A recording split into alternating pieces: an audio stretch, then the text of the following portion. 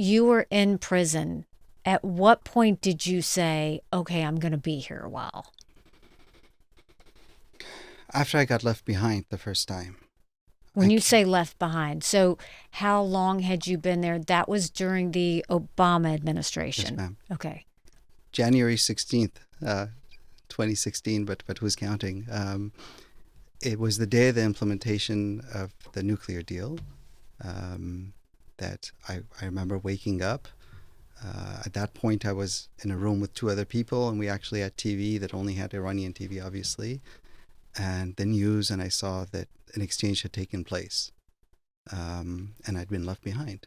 And that was completely devastating. I understood what had happened.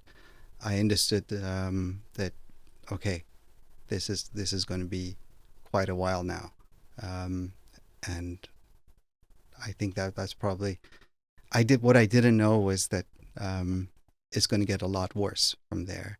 At that point, what had happened was that I understood this later on.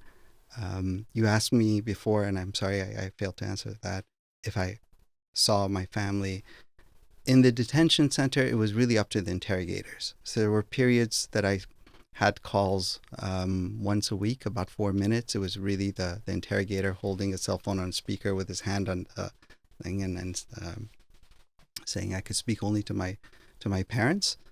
And later, obviously, my father was taken too. So, um, and I had visitations very irregularly.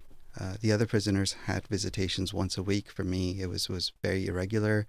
There were periods that I was completely incommunicado, um, and right. So after I was left behind, things got a lot worse. It was I had gone through their first spell of violence, which was horrible. Then I got left behind, so my spirits were not exactly at a peak.